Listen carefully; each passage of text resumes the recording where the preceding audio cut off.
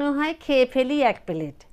শুভ সকাল, আমি Morsheda cooking house থেকে।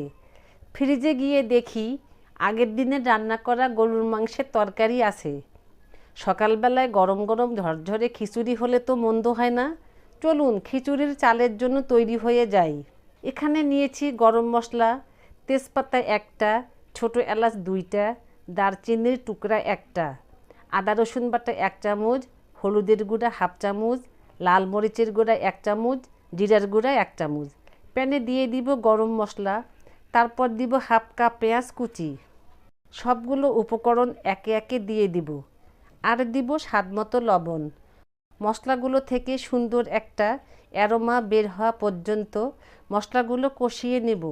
মশলা কষা হয়ে গেলে দিয়ে দিব আগে থেকে হালকা ভেজে ধুয়ে নেওয়া 1/4 কাপ মুগ ডাল ও 1/4 কাপ মসুর ডাল। তারপর দেব ধুয়ে নেওয়া পানি ঝরা মেজারমেন্ট কাপের 2 কাপ চিনি গুঁড়া চাল। এখন আমি চাল ডাল ভালো করে ভেজে নিব।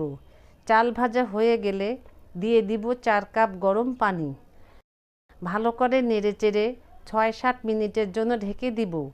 এর মাঝে এক ফাঁকে আমি ঢাকনা তুলে আগে রান্না করা গরুর মাংস দিয়ে আবারও ঢেকে দিব। 6 মিনিট পরে ফিরে আসলাম। খিচুড়িগুলো পানি শুকিয়ে এসেছে এবং হওয়ার পথে। এ পর্যায়ে দিয়ে দিব 2টা আস্ত কাঁচামরিচ। ঢেকে দিব চুলার আঁচ একেবারে লো হিটে করে 15 মিনিটের জন্য। এর মাঝে আর কোনো ঢাকনা খুলব না। 15 মিনিট পরে দেখুন খিচুড়িগুলো আমার কত ঝরঝরে হয়েছে। দেখলেই মনে হয় গরম গরম এক প্লেট খেয়ে ফেলি। আশা করি আপনাদের ভালো লেগেছে। আল্লাহ হাফেজ।